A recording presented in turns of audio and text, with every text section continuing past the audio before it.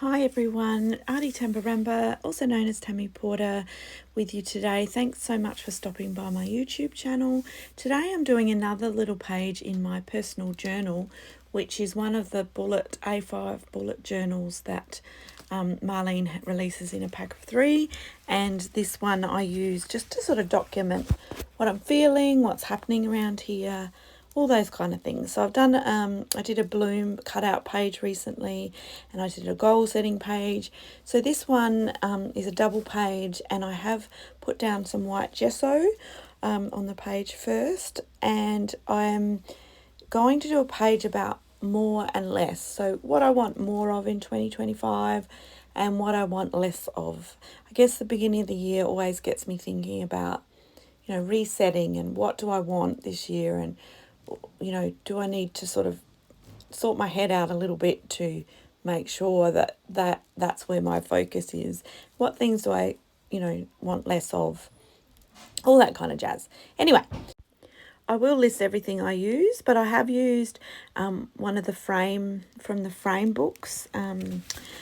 I will put the description in because I can't think of what it's called at the moment, for the flowers on the left hand side with a couple of leaves attached.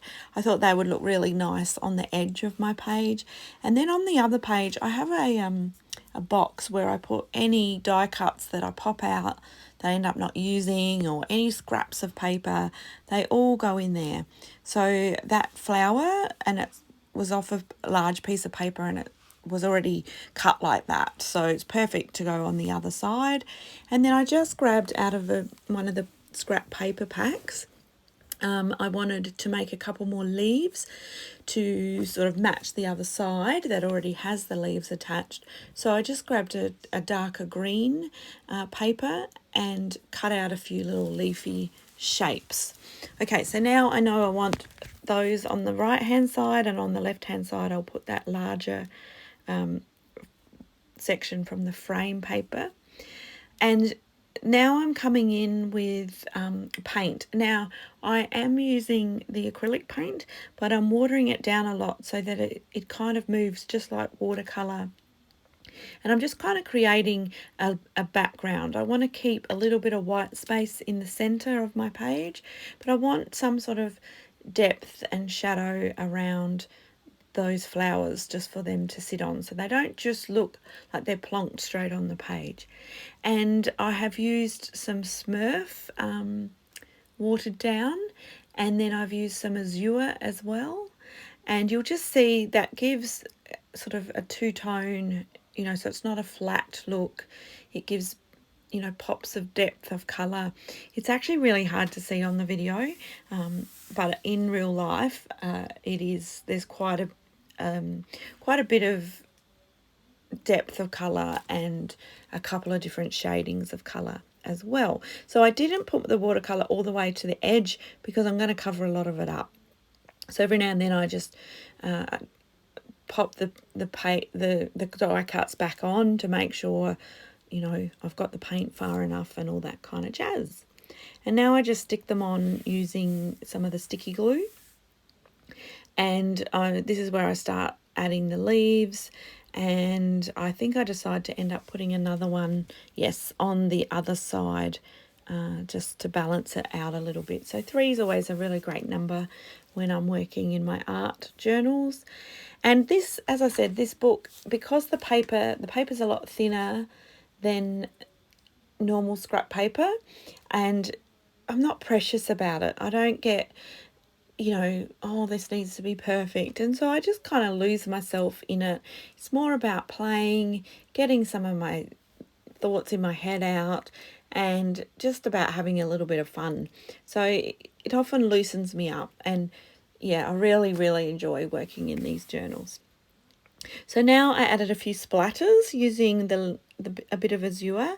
I have just done a few splats across the page, and that goes with that sort of watercolour effect. And now I want to alter the green paper that I've cut to look like leaves, because it does just look like I've cut green paper.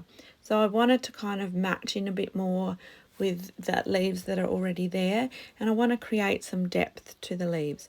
So I come in with some paint. I've got some olive and some forest, and I'm just adding a little bit to the leaves just to give it, you know, some shadowing, and so that it looks three-dimensional. It doesn't just look like green paper.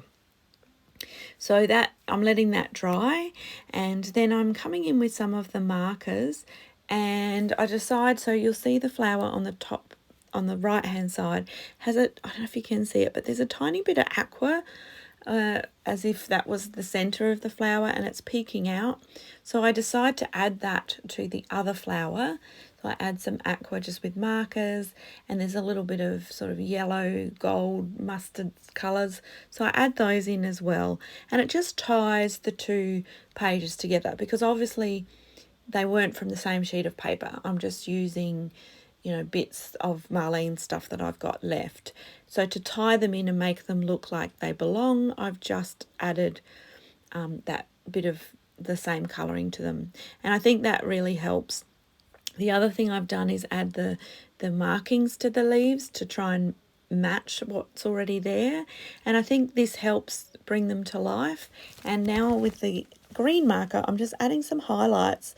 So a bit of the light green, the lime coloured green in there, and you'll see it just, hope you can see it on the video, because it really brings them to life and they don't look quite so like green paper. They actually look like leaves now. So I did add also a couple of highlights to the flowers, so some of the pink flowers, and I went around that flower on the right with the black marker just so that it matched the leaves, so it all coheses together. So now I'm coming in with a little bit of punk, which is a purple colour. It's one of the neons, and it just acts as a bit of a highlight in there. Gives that a bit more interest, and I mainly use it around the edges to create kind of a shadow.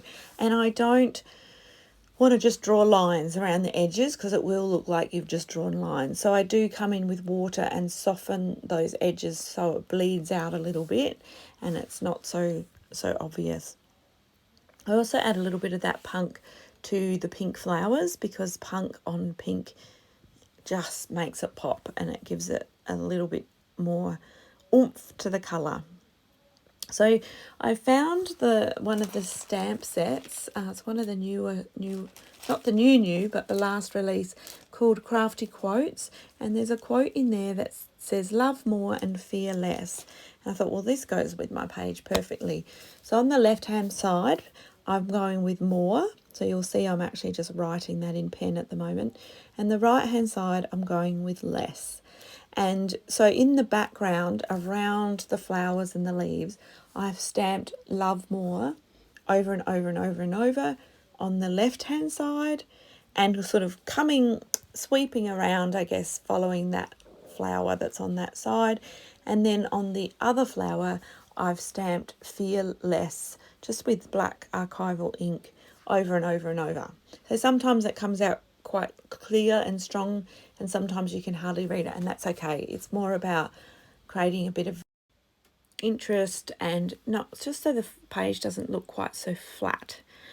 So now I'm coming in with my black pen and I'm just writing things that I want more of, and I'm just kind of going off the top of my head, doing little dot points. I've got things like more kindness, more self-care, more organised, and I've written pantry and 3x3x3 because they're things to do with exercise and my pantry that I want to organise this year.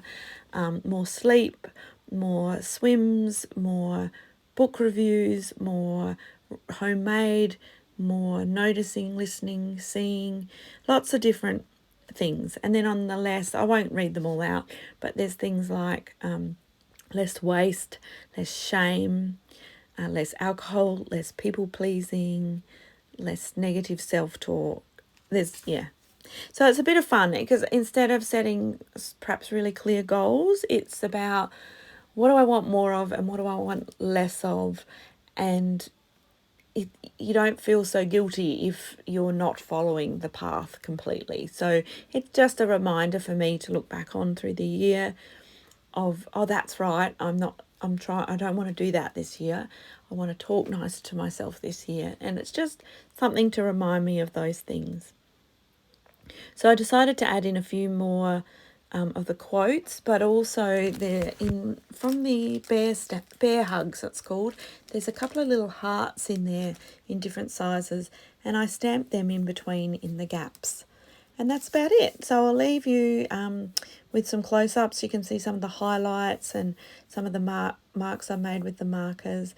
So what would you like more of and less of in 2025? I'd love to know. Thanks for being here. Bye.